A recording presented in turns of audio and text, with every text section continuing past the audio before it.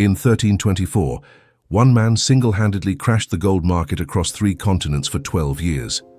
Not through war, not through conquest, but by walking into Cairo and casually giving away so much gold that the price of the precious metal plummeted from Spain to India. This wasn't some medieval merchant or European king. This was Mansa Musa, ruler of the Mali Empire, whose personal wealth has been calculated by modern economists at $400 billion in today's currency. That's more than Elon Musk and Jeff Bezos combined, multiplied by 3. While European kingdoms struggled to mint basic silver coins, Musa commanded gold mines that produced tons of the precious metal annually. But what nobody anticipated was that his simple religious pilgrimage would trigger the first recorded international economic crisis caused by a single individual. This is the story of the richest human being who ever lived, and how his generosity accidentally destabilized the medieval world's economy. When Mansa Musa died around 1337, he controlled an empire larger than Western Europe, stretching from the Atlantic coast to the bend of the Niger River. His realm encompassed the legendary cities of Timbuktu, Gao, and Djenné, centers of learning and trade that rivaled Paris and Rome in their sophistication. The Mali Empire sat astride the world's most valuable trade routes, where salt from the Sahara met gold from the south, creating a commercial network that connected sub-Saharan Africa to the Mediterranean and beyond. Yet Musa began his reign not as a destined ruler, but as an unexpected successor in a complex royal hierarchy. Born around 1280 into the Keita dynasty, he belonged to a family that had ruled Mali since the empire's founding by Sundiata Keita in the 13th century. The throne passed not from father to son, as in European kingdoms, but through a complex system that could elevate brothers, nephews, or even cousins to power. Musa's path to supreme authority came through a combination of political acumen, military success, and what medieval chroniclers called divine favor. The Mali Empire that Musa inherited represented something unprecedented in medieval Africa, a centralized state that had successfully unified dozens of ethnic groups and kingdoms under a single administrative system. Unlike the fragmented European kingdoms of his era, constantly warring with each other, Mali had achieved what modern scholars call imperial synthesis, combining Mandinka governmental traditions with Islamic administrative practices and local spiritual beliefs into a coherent ruling system. What made Mali's wealth possible was geography. The empire controlled the Bambouk and Boura goldfields, the most productive sources of gold in the medieval world. These mines, worked by techniques passed down through generations, produced an estimated 2 to 4 tons of gold annually during Musa's reign. Simultaneously, Mali controlled the salt mines of Tahaza in the northern Sahara, where huge slabs of rock salt were extracted and traded pound for pound with gold in the markets of Timbuktu. But Musa's genius lay not just in controlling these resources, but in understanding how to leverage them for maximum political and economic advantage.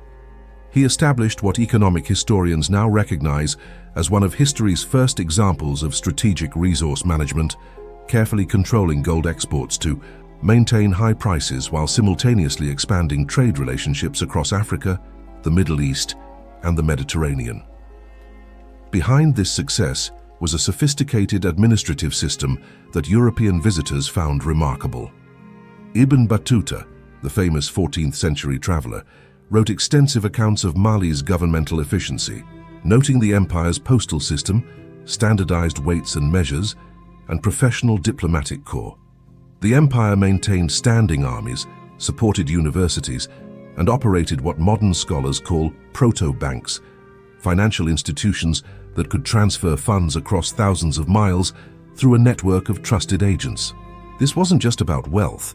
It was about power projection on a scale that few medieval rulers could imagine.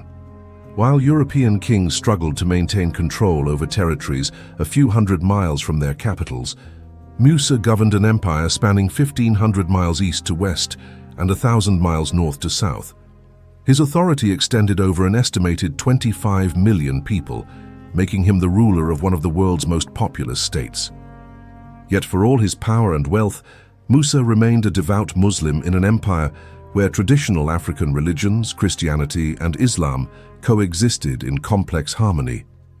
His decision to undertake the Hajj to Mecca in 1324 wasn't just personal religious devotion, it was a calculated political statement, designed to establish Mali's position in the broader Islamic world and demonstrate his empire's sophistication to international observers. What nobody expected was that this religious journey would transform medieval economics and establish Musa as the most famous African ruler in European consciousness for centuries to come. Let me take you back to 1324, when the richest man in history set out on a pilgrimage that would accidentally crash the global economy. Chapter 1. Desert Prince. The gold that would make Mansa Musa legendary began flowing into Mali's treasury decades before he was born, but the empire's true foundations lay in military conquest and political innovation. When Sundiata Keita established Mali in the 1230s, after defeating the Ghana Empire at the Battle of Kirina, he created something unprecedented in West Africa, a federal system that allowed conquered peoples to maintain their local customs while contributing to imperial strength. Musa's early life unfolded in the royal capital of Niani, a sprawling city on the banks of the Niger River where multiple cultures converged. The young prince grew up speaking Mandinka, Arabic and several local languages, receiving education from Islamic scholars while simultaneously learning traditional Mandinka statecraft and military techniques.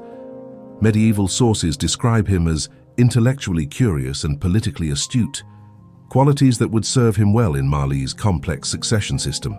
The exact circumstances of Musa's rise to power remain partially obscured by the passage of time, but Arabic chronicles suggest he initially served as deputy ruler under his predecessor, possibly his brother Abu Bakr II.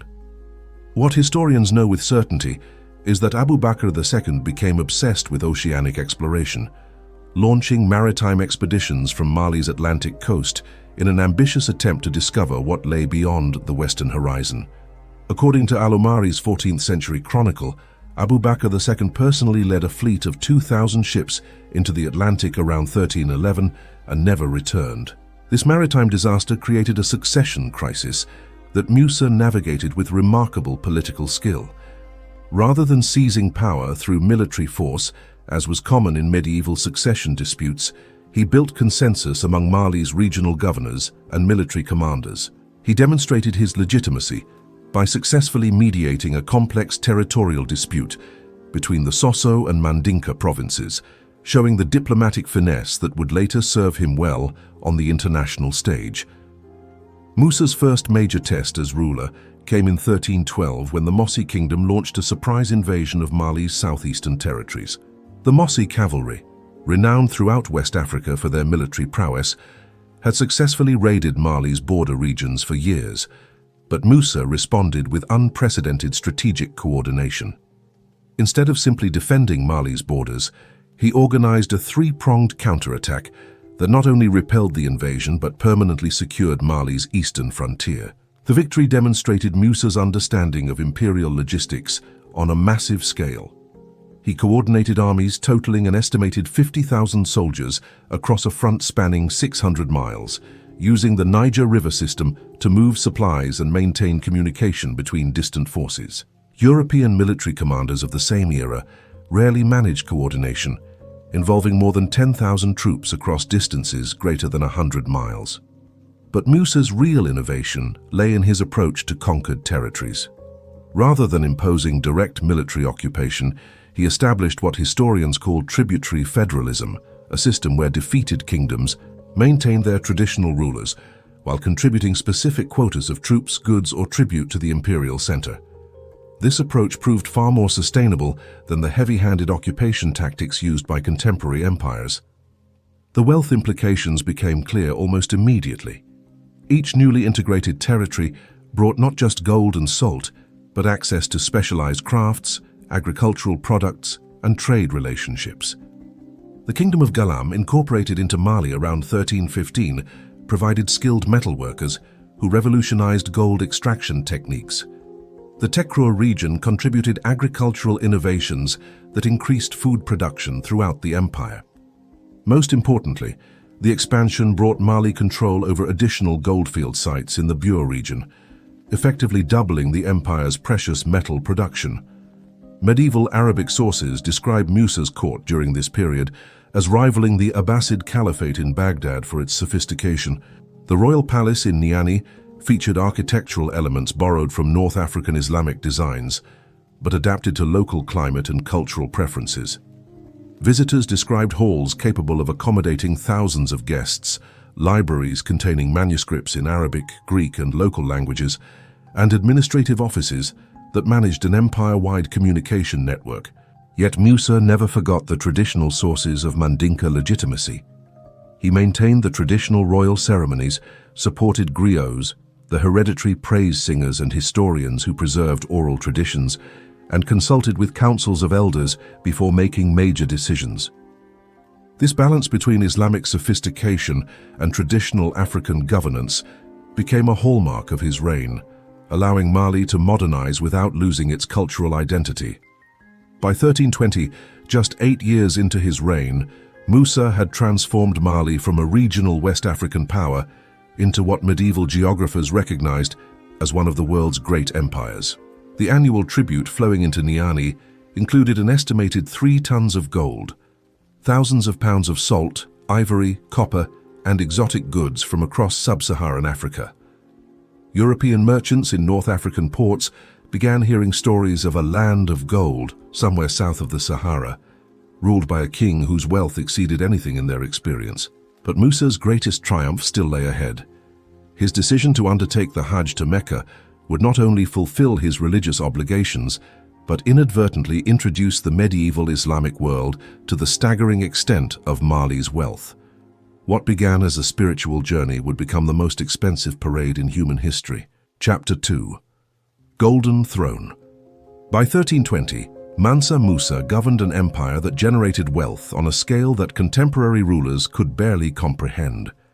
The goldfields of Bambouk and Bure, now fully integrated into Mali's administrative system, produced an annual output that modern economists estimate at 4 to 6 tons of pure gold. To put this in perspective, the entire European gold supply during the same period totaled less than 2 tons annually, most of it acquired through trade with Africa or Byzantium. Musa's wealth accumulation strategy represented sophisticated economic thinking centuries ahead of its time. Rather than flooding markets with gold and depressing prices, he maintained strict control over exports while simultaneously expanding the empire's trade relationships. Mali operated what modern economists would recognize as a cartel system, carefully managing gold supply to maximize revenue while building diplomatic relationships with trading partners across Africa and the Middle East. The practical mechanics of this wealth were staggering. Ibn Battuta, writing from first-hand observation, described the royal treasury in Niani as containing rooms filled with gold bars, each weighing approximately 20 pounds. The chronicler Al-Umari, working from interviews with Cairene merchants who had visited Mali, reported that Musa's daily personal expenses exceeded the annual budgets of most contemporary kingdoms. These weren't exaggerations. Archaeological evidence from sites across Mali confirms the unprecedented scale of gold processing and storage during this period. But Musa's power extended far beyond precious metals. Mali's control of trans-Saharan trade routes generated massive revenues from customs duties, protection fees, and currency exchange. Every pound of salt traveling south from the Saharan mines paid taxes to Mali's administrators. Every ounce of gold heading north toward Mediterranean markets contributed to the imperial treasury. Every copper ingot, ivory tusk, or slave passed through taxation systems that had been refined through decades of imperial administration. The empire's agricultural base provided additional wealth that often goes overlooked in discussions of Mali's gold. The Niger River Valley, carefully managed through sophisticated irrigation systems, produced massive grain surpluses that fed not only Mali's population, but also sustained the trans-Saharan trade network. Cities like Timbuktu and Gao became major food distribution centers, generating agricultural revenues that supplemented the mineral wealth flowing from the goldfields. Musa's court reflected this multidimensional prosperity in ways that impressed even sophisticated international visitors. The palace complex in Niani sprawled across several acres, featuring gardens that showcased plants from across Africa. workshops where skilled craftsmen produced goods for international export, and administrative offices that managed an empire-wide postal system. The Royal Library reportedly contained over 700,000 manuscripts, making it one of the largest collections of written material outside Baghdad or Constantinople. The military implications of this wealth were equally impressive. Mali maintained standing armies, totaling an estimated 100,000 soldiers, equipped with weapons and armor that incorporated advanced metallurgical techniques developed in the empire's workshops. The imperial cavalry, numbering approximately 10,000 mounted warriors, used equipment that European observers compared favorably to the best Byzantine or Islamic forces of the period. Yet Musa's greatest innovation lay not in accumulating wealth but in deploying it strategically for political advantage. He established what historians call diplomatic gold, systematic gift-giving to foreign rulers that established Mali's prestige while building alliances across Africa and the Middle East. The Sultan of Morocco received annual tributes of gold and exotic goods that secured Mali's northern borders. The rulers of Egypt enjoyed similar arrangements that facilitated Mali's participation in Mediterranean trade networks. This wealth also supported an educational and religious infrastructure that rivaled anything in the contemporary Islamic world. The University of Sankore in Timbuktu, patronized by Musa's government, attracted scholars from across Africa, the Middle East, and even Andalusia. The empire supported hundreds of mosques and Islamic schools, while simultaneously maintaining traditional African institutions and practices. This religious pluralism, backed by tremendous financial resources, created a stable social foundation that would sustain Mali's power for centuries. International recognition of Mali's wealth grew steadily throughout Musa's reign. European maps began marking Mali as a major African kingdom, often illustrated with symbols indicating gold production. Mediterranean merchants developed specialized trade relationships with Mali's representatives, creating financial networks that connected West Africa to European and Middle Eastern markets. Arabic chroniclers began describing Mali as one of the world's great powers, comparable to the Ottoman Empire or the Mongol Khanates. But Musa understood that wealth without legitimacy remained vulnerable to challenge. His decision to undertake the Hajj pilgrimage represented more than religious devotion. It was a calculated political strategy designed to establish Mali's position in the broader Islamic world. By demonstrating his piety and generosity on Islam's most important stage, he would transform Mali from a wealthy but remote African kingdom into a recognized power in medieval geopolitics. The preparations for this journey would require resources on a scale that strained even Mali's tremendous wealth. Musa began planning in 1322, assembling a caravan that would carry enough gold to sustain thousands of pilgrims during a year-long journey across the Sahara, through Egypt, and into the Arabian Peninsula. What he couldn't anticipate was that his generosity would accidentally destabilize the international economy and make him the most famous African ruler in European consciousness for the next 500 years. Chapter 3. Sacred Journey. The caravan that departed Niani in early 1324 represented the largest concentration of portable wealth in human history. Mansa Musa's Hajj expedition included an estimated 60,000 people, soldiers, administrators, merchants, Islamic scholars, servants, and slaves, all moving across the Sahara in a procession that stretched for miles across the desert landscape. But the caravan's true significance lay not in its size, but in the staggering quantity of gold it carried. Medieval chroniclers provide varying estimates of the expedition's wealth, but the most conservative calculations suggest Musa traveled with at least 18 tons of gold in various forms. Some of this gold took the shape of standardized bars stored in specially constructed chests, each requiring 4 men to carry. Other portions were worked into ceremonial objects, jewelry, and gifts intended for rulers and religious authorities along the route. Most dramatically, Musa ordered the creation of gold staffs for his personal retinue, each weighing approximately 6 pounds and carried by senior officials as symbols of rank and authority. The logistics of moving this treasure across 4,000 miles of desert terrain required planning sophistication that rivaled military campaigns. Musa's administrators had spent 2 years coordinating with Berber guides, arranging water rights at desert oases, and establishing supply caches along the traditional trans-Saharan routes. The expedition carried its own portable mint for creating standardized gold pieces, diplomatic correspondence in Arabic for presenting to foreign rulers, and interpreters fluent in the numerous languages spoken across North Africa. But this was more than a religious pilgrimage or diplomatic mission. It was a carefully orchestrated demonstration of Mali's power, designed to establish the empire's reputation in the broader Islamic world. Musa understood that medieval political legitimacy required not just wealth and military strength, but recognition from established powers. By undertaking the Hajj with unprecedented magnificence, he was positioning Mali as a player in international Islamic politics rather than a remote African curiosity. The first major stop came at Walata, a trading city on the southern edge of the Sahara, where the caravan rested and resupplied before beginning the desert crossing. Local merchants, accustomed to wealthy pilgrims and trading expeditions, were nonetheless astonished by the expedition's scale. Musa distributed gold coins to the city's poor, paid for major repairs to the central mosque, and purchased supplies using weights of gold dust rather than conventional currency. Word of the caravan's wealth spread along trade networks faster than the expedition itself could travel. The desert crossing to Egypt took approximately 4 months, following established routes that connected oases across the Sahara.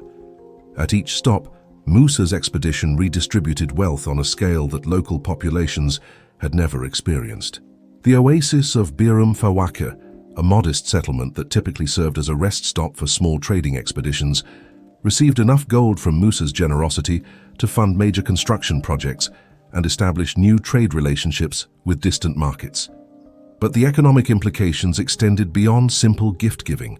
Musa's expedition purchased massive quantities of supplies, food, water, camels, and equipment, using gold at ratios that far exceeded normal exchange rates. Local merchants found themselves suddenly wealthy, able to purchase goods and services that had previously been beyond their economic reach. This injection of gold into small desert economies created inflationary pressures that would persist for years after the caravan had passed. The caravan also served as a mobile embassy, carrying diplomatic correspondence between Musa and various rulers along the route. At each major stop, local governors and kings received formal letters of introduction, gifts appropriate to their status, and invitations to establish direct trade relationships with Mali. These diplomatic contacts would prove invaluable for Mali's long-term economic and political interests, creating alliances that would facilitate trade and provide security for future expeditions. Medieval Arabic sources describe the expedition's internal organization with admiration that borders on awe. Musa traveled with a personal staff that included Islamic scholars, traditional griots, military commanders, and administrative officials capable of conducting complex negotiations in multiple languages. The expedition maintained its own judicial system for resolving disputes, a postal service for communication with Mali, and even a mobile workshop for repairing equipment and creating additional trade goods along the route. The religious dimensions of the journey were equally impressive. Musa's retinue included dozens of Islamic scholars and teachers who led daily prayers, provided religious instruction, and prepared the elaborate ceremonies that would be required at Islam's holiest sites. The expedition carried copies of the Quran commissioned specifically for the Hajj, bound in leather and decorated with gold leaf that reflected Mali's artistic sophistication as well as its wealth. Yet perhaps most remarkably, the expedition maintained the cultural practices and political structures of Mali, even while crossing foreign territories. Musa continued to hold court according to traditional Mandinka protocols, dispensed justice according to Mali's legal traditions, and consulted with his advisors using the governmental procedures that had evolved over centuries of imperial administration. This cultural consistency demonstrated that Mali's sophistication extended far beyond its material wealth. As the caravan approached the Egyptian border in late 1324, advanced scouts brought news of the expedition's approach to the Mamluk Sultan in Cairo. Al-Nasir Muhammad, one of the most powerful rulers in the medieval Islamic world, began preparing for what he expected would be a typical diplomatic visit from a wealthy but relatively minor African king. What he couldn't anticipate was that Mansa Musa's arrival in Cairo would trigger an economic crisis that would reverberate across the Mediterranean world for more than a decade. Chapter 4: Cairo's Shock. On July 19, 1324, Mansa Musa's caravan arrived at the outskirts of Cairo, and within hours, the medieval world's most sophisticated economy began experiencing inflation unlike anything in recorded history. The Mamluk Sultanate, which controlled Egypt and much of the eastern Mediterranean, operated complex financial markets that connected European, Asian, and African trade networks. Cairo's merchants, bankers, and currency exchanges were accustomed to handling large transactions and managing fluctuations in commodity prices. Nothing in their experience had prepared them for the economic disruption that Musa would unleash. The initial protocol meetings followed established diplomatic conventions. Sultan al-Nasir Muhammad received Musa at the citadel of Cairo with ceremonies appropriate for a visiting foreign ruler, but contemporary accounts suggest the Sultan was unprepared for Mali's actual wealth and sophistication. Ibn Fadl Allah al-Umari, writing from interviews with witnesses, described the Mamluk court's growing astonishment as Musa's gifts exceeded anything they had received from European, Asian, or other African rulers. Musa's first major economic impact came through what medieval sources call competitive generosity. When presented with gifts from the Sultan, diplomatic protocol required reciprocal presents of comparable value. Musa responded by distributing gold coins, jewelry, and decorative objects worth several times the original gift's value. What began as formal diplomatic exchange rapidly escalated into an unprecedented display of wealth that left Cairo's officials struggling to maintain appropriate responses. But the real economic disruption began when Musa's retinue entered Cairo's markets for routine shopping and resupply. Accustomed to Mali's exchange rates, where gold was relatively common, Musa's followers paid for ordinary goods using quantities of gold that far exceeded normal prices. A pound of dates that typically cost a few copper coins was purchased with gold dust worth a week's wages for an ordinary laborer. Basic supplies like rope, leather, and tools were acquired using gold pieces that local merchants had rarely seen in single transactions. The inflationary pressure spread through Cairo's economy with remarkable speed. Merchants who had suddenly acquired substantial quantities of gold began bidding against each other for goods in limited supply, driving prices upward across multiple sectors simultaneously. The price of basic foodstuffs doubled within a week as merchants passed increased costs to consumers. Luxury goods became prohibitively expensive as demand from newly wealthy traders outstripped supply. Al-Umari's chronicle provides specific examples that illustrate the scope of this disruption. The price of a fine horse, which had typically cost the equivalent of 2 or 3 gold dinars, rose to 8 dinars as stable owners found themselves competing with buyers who casually offered premium prices.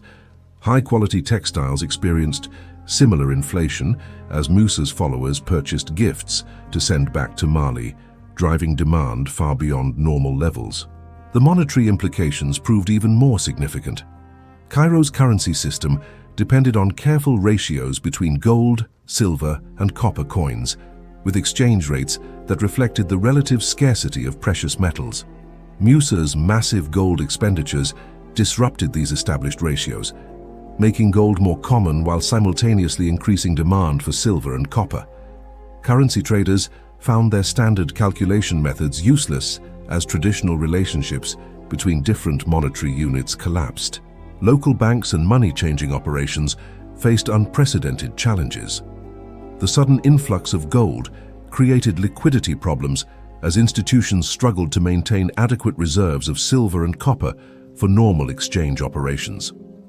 Some money changers began hoarding non-gold currencies, anticipating further disruption, while others attempted to profit by manipulating exchange rates in response to the unusual market conditions. The crisis extended beyond simple price inflation to affect fundamental economic relationships. Craftsmen who had contracted to produce goods for fixed prices found themselves unable to purchase raw materials within their original budgets. Merchants with outstanding debts discovered that the purchasing power of their gold had declined dramatically, making it more difficult to settle obligations. Workers demanded wage increases to compensate for rising prices, creating additional inflationary pressure. Yet Musa appeared oblivious to the economic chaos his generosity was creating. Contemporary sources describe him as genuinely puzzled by local concerns about gold expenditures, asking advisors why Cairene merchants seemed anxious about transactions that would have been considered routine in Mali's markets. His cultural perspective, shaped by decades of governing an empire where gold was abundant, made it difficult for him to understand the scarcity that defined precious metal economics in other regions. The Mamluk government attempted various interventions to stabilize the situation. Sultan al-Nasir Muhammad issued directives encouraging merchants to maintain traditional pricing despite the unusual market conditions. Currency regulations were temporarily modified to allow greater flexibility in exchange rates. Tax collection was adjusted to account for the disrupted monetary relationships that made standard assessment methods unreliable. But these governmental measures proved insufficient against the sheer scale of Musa's expenditures. Medieval sources suggest that during his 3-month stay in Cairo, Musa distributed gold worth approximately 2.5 tons in contemporary measurements. This represented more precious metal than most European kingdoms possessed in their entire treasuries, casually given away as gifts, tips, charitable donations, and routine purchases. The international implications became apparent as news of Cairo's economic disruption spread along trade routes connecting the Mediterranean to European and Asian markets. Merchants began adjusting their expectations for gold prices, anticipating that the unusual supply would eventually affect markets throughout the region. European traders operating in North African ports heard reports of the African king, whose wealth exceeded anything in their experience. As Musa prepared to continue his journey toward Mecca, Cairo's economy struggled to adjust to its new monetary reality. The gold he had distributed would continue circulating through Egyptian markets for years, creating lasting inflation that would affect everything from basic food prices to international trade relationships.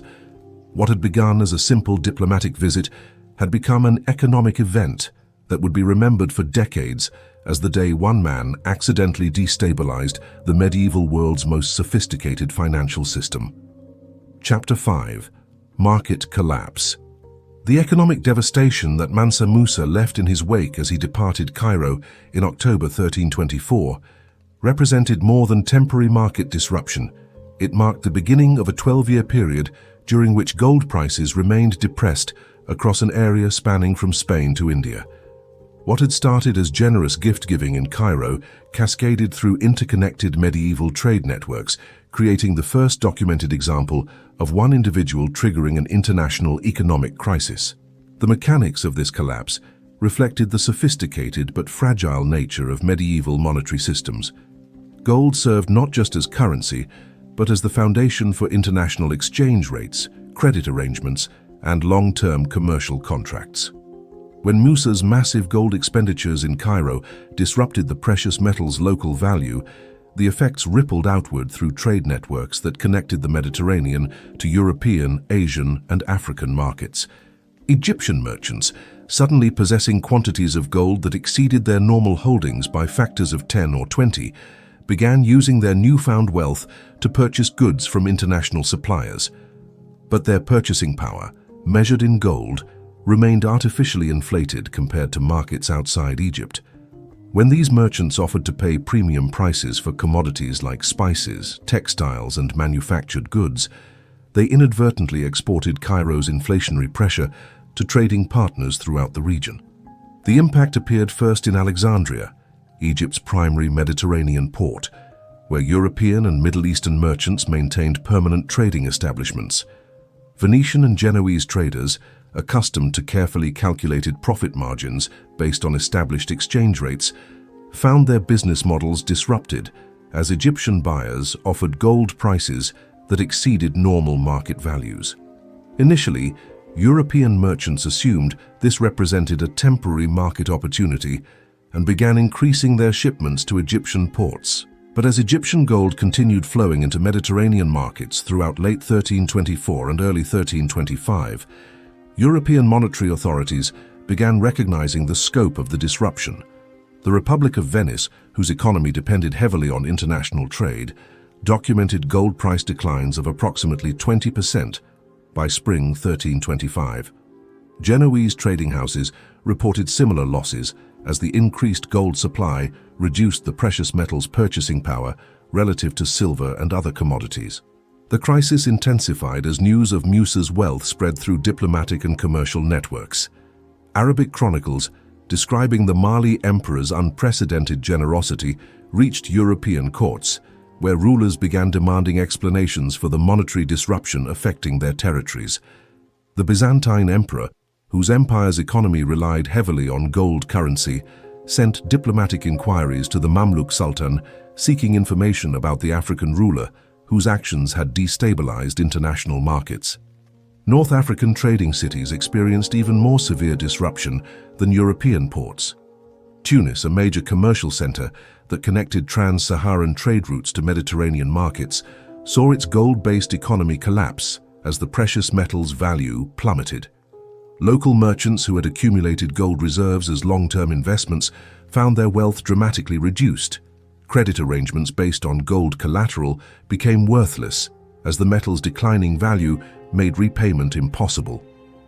The effects extended eastward through the Indian Ocean trading network that connected the Middle East to Asian markets.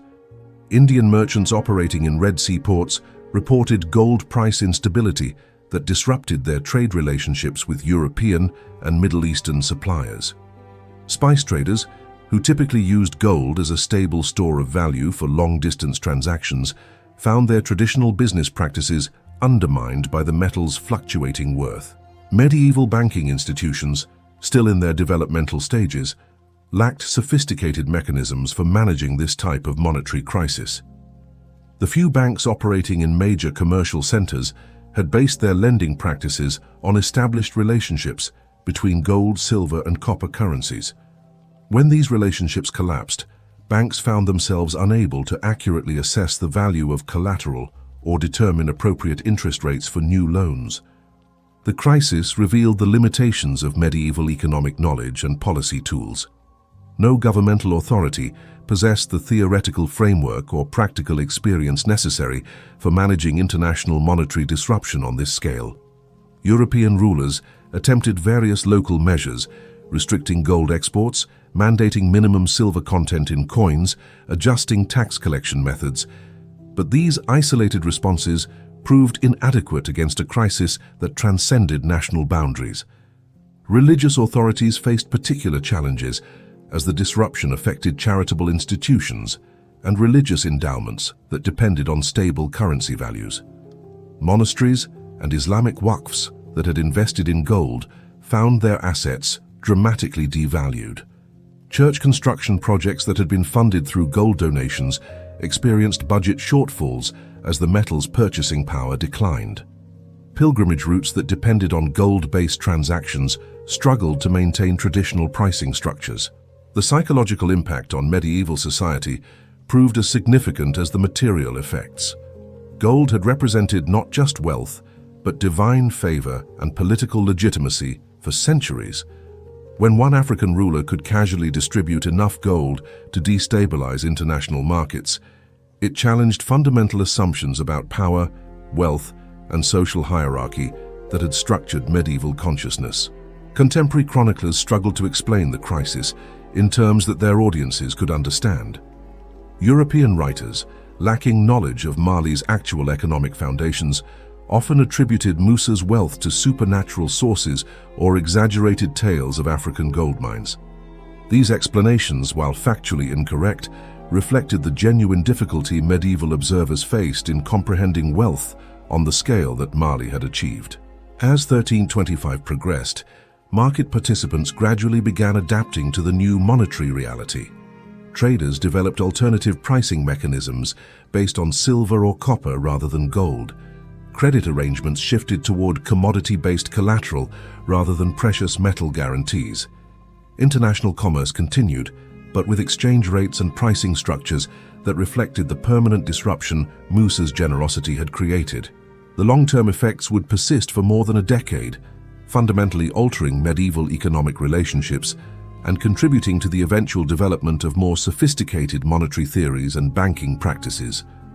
But in 1325, as Mansa Musa continued his journey toward Mecca, the immediate concern for thousands of merchants, bankers, and government officials was simply surviving the economic chaos that one man's religious pilgrimage had accidentally unleashed.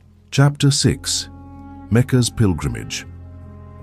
When Mansa Musa arrived in Mecca in early 1325, he brought to Islam's holiest city not only unprecedented wealth, but also a sophisticated entourage that impressed even the cosmopolitan religious and commercial elite who gathered there annually from across the Islamic world.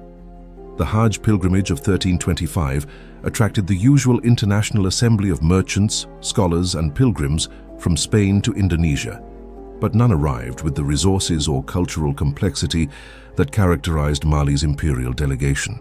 The religious ceremonies that Musa performed during his Hajj followed traditional Islamic protocols with remarkable precision, reflecting the deep Islamic scholarship that had developed in Mali over the previous century. His entourage included scholars trained at Timbuktu's universities who could recite the Quran from memory, discuss complex theological questions in classical Arabic, and perform the intricate rituals required for valid pilgrimage. European observers, accustomed to viewing sub-Saharan Africa as culturally primitive, were astonished by the theological sophistication that Musa's delegation displayed. But Musa's most lasting impact in Mecca came through his continuation of the generous gift-giving that had destabilized Cairo's economy. The gold he distributed to Mecca's poor, to religious institutions, and to fellow pilgrims exceeded anything in the holy city's recorded history. The Grand Mosque received enough gold to fund major architectural improvements that would be remembered for centuries. Local charitable institutions found themselves suddenly capable of expanding their operations to serve dramatically larger populations. The international networking that occurred during Musa's Hajj proved equally significant for Mali's long-term political and economic interests. Mecca's annual pilgrimage brought together merchants, scholars, and political figures from across the Islamic world, creating opportunities for diplomatic contact that would have been impossible to arrange through normal channels.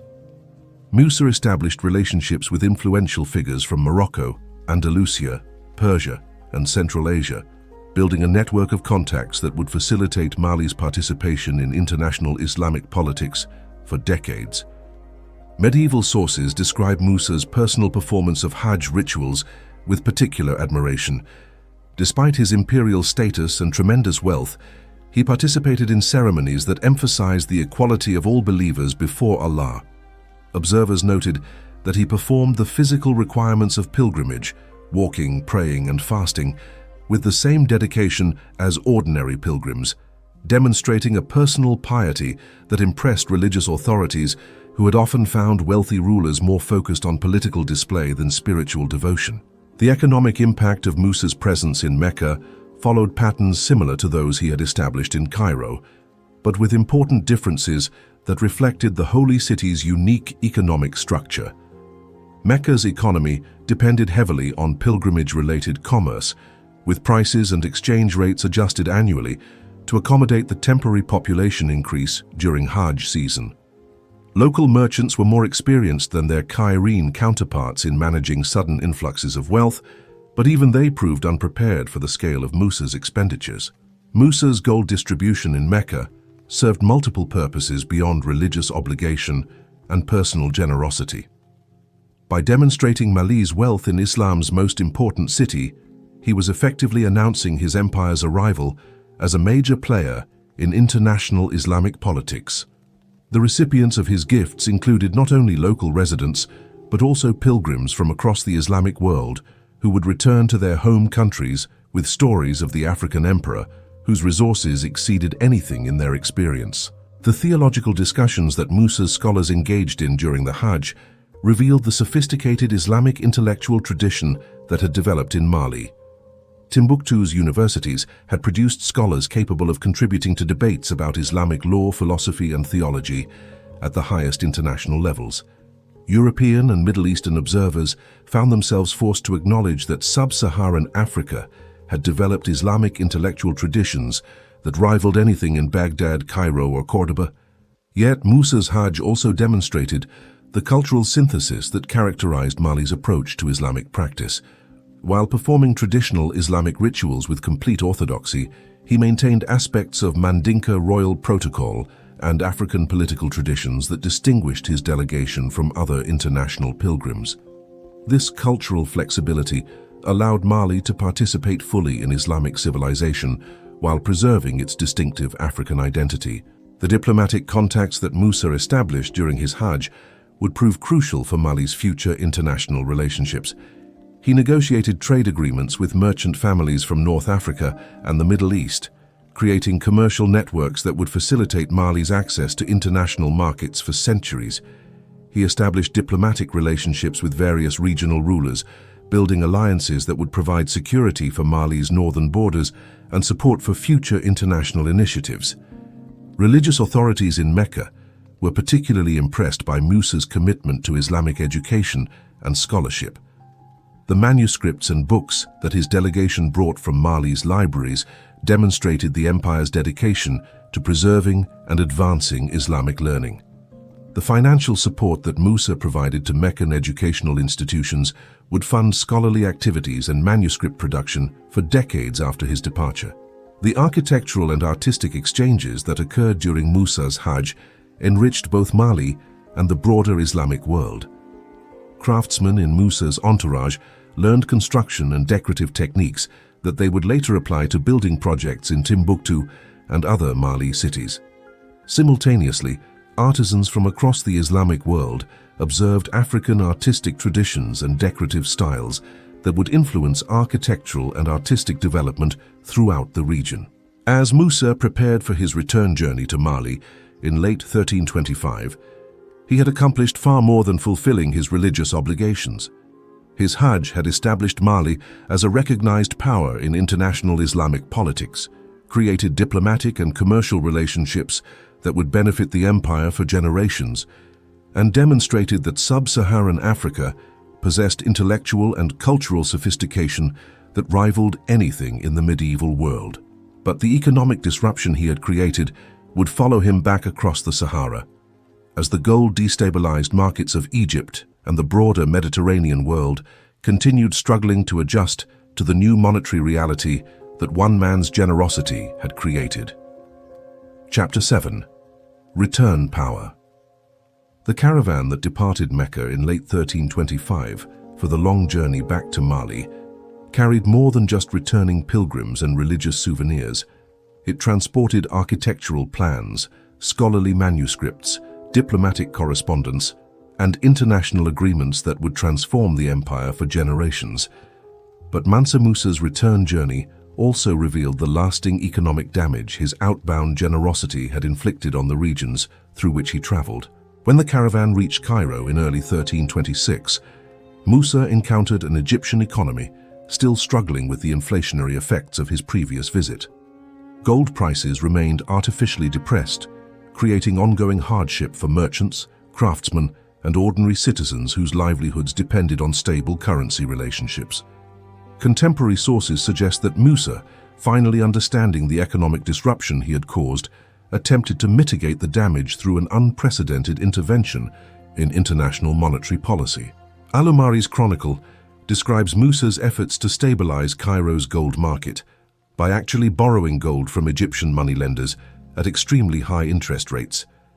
This reverse transaction, a wealthy ruler borrowing his own preferred currency, represented an early example of what modern economists would recognize as monetary intervention designed to reduce money supply and combat inflation.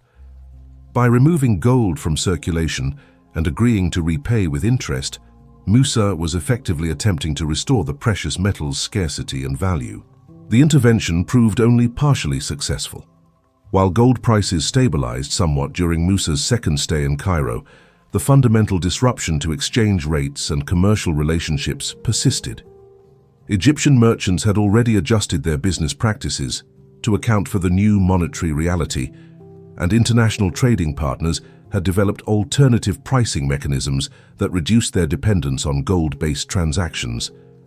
The damage to traditional economic relationships proved too extensive for any single individual to reverse. But Musa's return journey served other purposes beyond attempted economic remediation. The diplomatic agreements he had negotiated during his Hajj required ongoing communication and coordination with rulers and merchants across North Africa and the Middle East. His caravan carried correspondence establishing formal trade relationships, cultural exchange programs, and diplomatic protocols that would govern Mali's international relationships for decades.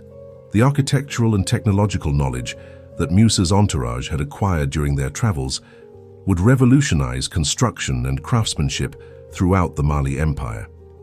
The delegation included craftsmen who had studied building techniques in Cairo and Mecca, scholars who had acquired manuscripts describing advanced engineering and agricultural methods, and artists who had learned decorative styles that would enrich Mali's cultural traditions. Most significantly, Musa returned with the enhanced understanding of Mali's position in the broader Islamic world and international economy. His conversations with merchants, scholars, and rulers during the Hajj had provided insights into global trade patterns, diplomatic practices, and economic theories that were far advanced beyond anything available in sub-Saharan Africa. This knowledge would inform Mali's policies for the remainder of his reign and beyond. The return journey across the Sahara took approximately 8 months, following established trade routes but with modified protocols that reflected Musa's new awareness of his economic impact. Rather than the massive expenditures that had characterized his outbound travel, the return caravan operated with more conventional purchasing practices that avoided destabilizing local economies along the route. This restraint demonstrated Musa's growing sophistication in international economic relationships. When the caravan finally reached Mali in late 1326, Musa brought with him not only the spiritual fulfillment of completed pilgrimage, but also the knowledge and relationships necessary to transform Mali into a truly international power. The next decade of his reign would be marked by unprecedented architectural projects, educational expansion, diplomatic initiatives, and economic development that reflected the insights gained during his transformative journey. The most immediate visible changes appeared in Mali's major cities, particularly Timbuktu, where Musa commissioned building projects that incorporated architectural styles and engineering techniques learned during his travels. The Great Mosque of Timbuktu, reconstructed under Musa's patronage using designs inspired by buildings he had seen in Cairo and Mecca, became a masterpiece of African Islamic architecture that attracted international attention and admiration. Educational institutions throughout Mali received massive investments that reflected Musa's commitment to advancing Islamic scholarship and maintaining the international intellectual relationships he had established during his Hajj. The University of Sankore in Timbuktu expanded dramatically, attracting scholars from across Africa and the Middle East who brought advanced knowledge in mathematics, astronomy, medicine, and Islamic law. The diplomatic network that Musa had created during his pilgrimage generated ongoing benefits for Mali's international trade and political relationships. North African and Middle Eastern merchants established permanent representatives in Mali's major cities, creating commercial connections that would persist for centuries. Political alliances negotiated during the Hajj provided security for Mali's borders and support for the empire's continued expansion. Yet perhaps Musa's greatest achievement upon returning from Hajj was his transformation of Mali from a wealthy but isolated African kingdom into a recognized player in medieval international politics. European maps began depicting Mali as a major power, often illustrated with symbols indicating the empire's gold production and Musa's legendary wealth. Arabic chronicles described Mali as one of the world's great empires, comparable to the Ottoman Empire or the kingdoms of Europe. The economic disruption that had begun with Musa's outbound journey would continue affecting international markets for years to come, but the political and cultural achievements of his Hajj had established Mali's permanent place in medieval world history. When Musa died around 1337, he left behind an empire that had been fundamentally transformed by his pilgrimage and the international relationships it had created. Economic legacy. When economic historians examine the long-term impact of Mansa Musa's Hajj, They identify it as a watershed moment that fundamentally altered medieval international trade relationships and contributed to the development of more sophisticated monetary theories across 3 continents. The 12-year depression in gold prices that followed Musa's journey represented more than temporary market disruption. It marked the beginning of structural changes in global economic relationships that would influence commercial development for centuries. The immediate legacy appeared in the transformation of medieval mapping and geographic knowledge. European cartographers, previously ignorant of sub-Saharan Africa's political and economic sophistication, began depicting Mali as a major world power. The famous Catalan Atlas of 1375, considered the most accurate world map of its era, prominently featured Mansa Musa seated on his throne and holding a gold nugget, with the caption describing him as the richest and most noble king in all the land. This cartographic recognition established Mali's place in European consciousness and encouraged increased commercial contact between Africa and European markets. The disruption to traditional monetary relationships forced medieval merchants and governments to develop more flexible approaches to international trade. The gold standard that had dominated Mediterranean commerce for centuries proved vulnerable to supply disruptions, leading to increased experimentation with silver-based currencies and commodity exchange systems. These innovations would eventually contribute to the development of more sophisticated banking practices and international finance mechanisms during the Renaissance. Mali's demonstration of sophisticated economic management during and after Musa's Hajj influenced political and economic thinking throughout the Islamic world. The empire's ability to generate massive wealth through systematic resource management, maintain stable government across vast territories, and participate effectively in international diplomacy challenged European assumptions about African political capabilities and contributed to increased respect for African kingdoms in international relationships. The educational and intellectual exchanges that resulted from Musa's pilgrimage had lasting effects that extended far beyond economics. The scholars who traveled between Mali and the Middle East during and after the Hajj created intellectual networks that facilitated the exchange of knowledge in mathematics, astronomy, medicine, and philosophy. Timbuktu's libraries, enriched by manuscripts acquired during Musa's travels, became internationally recognized centers of learning that attracted students from across Africa, the Middle East, and even Europe. Archaeological evidence from across Mali confirms the lasting impact of the wealth and international contacts that resulted from Musa's Hajj. Excavations at sites throughout the empire reveal architectural innovations, artistic styles, and technological advances that clearly reflect influences acquired during the pilgrimage. The construction techniques used in Mali's mosques and public buildings show direct influence from Egyptian and Arabian architectural traditions, while maintaining distinctively African cultural elements. The diplomatic relationships established during Musa's Hajj continued to benefit Mali for generations after his death. Trade agreements negotiated during the pilgrimage facilitated commercial relationships that sustained Mali's international commerce well into the 15th century. Political alliances created during the Hajj provided security for Mali's borders and support for the empire's continued territorial expansion throughout the 14th century. Modern economic analysis reveals that Musa's wealth, while extraordinary, reflected systematic economic development rather than simply fortunate geography. Mali's prosperity resulted from sophisticated agricultural management, advanced mining techniques, efficient administrative systems, and strategic trade policies that maximize the empire's natural advantages. This systematic approach to economic development provided lessons that influenced state-building efforts throughout medieval Africa. The international recognition that Mali achieved through Musa's Hajj contributed to increased European interest in direct trade relationships with sub-Saharan Africa. Portuguese exploration along the African coast during the 15th century was motivated partly by European desires to establish commercial contact with the wealthy African kingdoms that Musa's pilgrimage had revealed. These contacts would eventually lead to the establishment of permanent European presence in West Africa, with consequences that would reshape both African and European history. Yet Musa's legacy also included less positive elements, that would affect Mali's long-term development. The massive expenditures required for his Hajj, combined with the economic disruption he had inadvertently created, strained Mali's treasury and contributed to fiscal problems that would weaken the empire during subsequent reigns. The international attention that Mali attracted through Musa's demonstration of wealth eventually encouraged foreign intervention and conquest attempts that would threaten the empire's independence. Contemporary analysis of Musa's economic impact reveals the double-edged nature of extreme wealth concentration in medieval societies.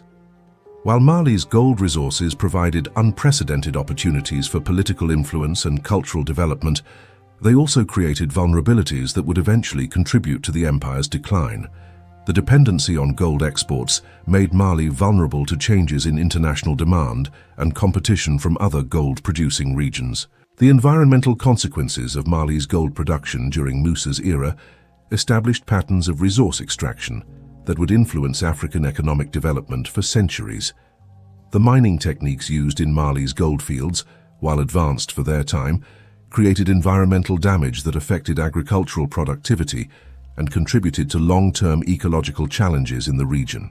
Educational institutions established or expanded through Musa's patronage continued operating for centuries after his death, contributing to intellectual development throughout West Africa and maintaining the international scholarly relationships that his Hajj had created. The University of Sankore remained an important center of Islamic learning until the Moroccan conquest of Timbuktu in 1591, preserving and advancing knowledge that influenced scholarly development across Africa and the Middle East. When modern economists calculate Mansa Musa's wealth at approximately $400 billion in contemporary terms, they're measuring not just personal fortune, but the economic capacity of a sophisticated imperial system that had achieved unprecedented prosperity through systematic development and strategic resource management. His legacy represents both the possibilities and limitations of wealth-based power in medieval societies, providing lessons that remain relevant for understanding economic development, international relationships, and the complex consequences of extreme inequality in human societies. When we step back and examine the full scope of Mansa Musa's impact on medieval history, we discover something more complex than the simple story of a wealthy ruler taking a religious pilgrimage. His Hajj of 1324-1326 marked a turning point in international economic relationships, diplomatic practices, and cultural understanding that influenced development across 3 continents for centuries. The gold price depression that lasted 12 years after his journey represented just the most visible aspect of changes that fundamentally altered medieval civilization.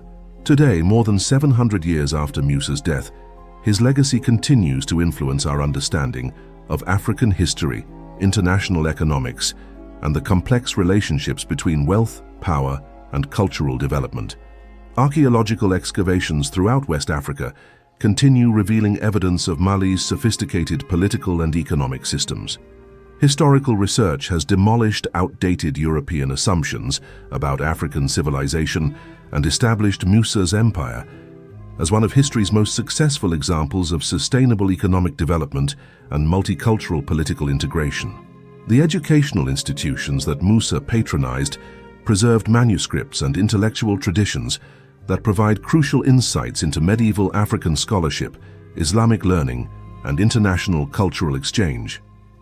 When French colonial authorities discovered Timbuktu's libraries in the early 20th century, they found hundreds of thousands of manuscripts demonstrating intellectual sophistication that challenged European preconceptions about African capabilities and achievements. Modern economic historians study Mali's resource management strategies for insights into sustainable development practices and international trade relationships. The empire's success in maintaining prosperity while preserving cultural diversity and environmental balance provides lessons that remain relevant for contemporary development challenges. Mali's agricultural techniques, mining practices, and administrative systems influenced economic development throughout West Africa for centuries after the empire's decline. Yet Musa's story also illustrates the limitations and dangers of extreme wealth concentration. His unintentional economic disruption demonstrates how individual actions, however well-intentioned, can have far-reaching consequences in interconnected global systems. The fiscal strains created by his massive expenditures contributed to political problems that would weaken Mali in subsequent generations, showing how even tremendous resources can be mismanaged with lasting negative effects. The diplomatic relationships that Musa established during his Hajj created networks of cultural and commercial exchange that enriched civilizations across Africa, the Middle East, and Europe. The scholarly exchanges, architectural innovations, and artistic developments that resulted from these relationships contributed to cultural achievements that influenced human development far beyond Mali's borders. Perhaps most significantly, Musa's Hajj challenged medieval assumptions about race, culture, and political capability that had structured international relationships for centuries. His demonstration of African sophistication, wealth, and diplomatic skill forced European and Middle Eastern observers to acknowledge the complexity and achievement of sub-Saharan African civilization, contributing to more nuanced understanding of global cultural diversity. The environmental legacy of Mali's gold production during Musa's era established patterns of resource extraction and economic development that would influence African history for centuries. The techniques, trade relationships, and political structures that supported Mali's prosperity provided models that other African kingdoms would adapt and modify according to their own circumstances and resources. When contemporary discussions of global inequality and wealth concentration arise, historians often reference Mansa Musa as an example of how extreme prosperity can be achieved, maintained, and ultimately lost through various combinations of geographic advantages, political skill, cultural flexibility, and historical circumstances. His story provides both inspiration and caution for understanding the possibilities and limitations of economic development in complex multicultural societies. The question that Musa's legacy poses for contemporary observers concerns the relationship between individual wealth, political responsibility, and international citizenship. His unintended economic disruption raises important issues about the obligations that accompany extreme prosperity and the ways that individual actions can affect global systems. These questions remain highly relevant in our interconnected modern world, where individual decisions can have far-reaching international consequences. So the question remains, how do we balance the celebration of exceptional achievement with recognition of the complex consequences that extreme wealth concentration creates for societies and individuals? Whether we admire Musa's accomplishments, critique his resource management, or simply marvel at the scale of his impact, his story continues to provide insights into the relationship between wealth, power, and human responsibility that transcend the medieval period in which he lived. CTA. If you made it through this entire journey across medieval Africa and the economic chaos that one man's generosity created, you've just experienced one of history's most fascinating examples of unintended consequences. Leave A in the comments if you were surprised by the scale of economic disruption that Musa's pilgrimage created, or share your thoughts about whether extreme wealth concentration creates similar problems in modern societies. This story connects directly to broader themes about African kingdoms that challenged European assumptions about civilization and political development. If you're interested in learning about other sophisticated African societies that European historians overlooked for centuries, you might enjoy our documentary about the Kingdom of Kush, whose iron-working technology and military innovations influenced development across northeastern Africa for over 1,000 years. The economic principles that made Mali's prosperity possible, resource management, international trade relationships, and sustainable development practices, provide insights that remain relevant for contemporary challenges.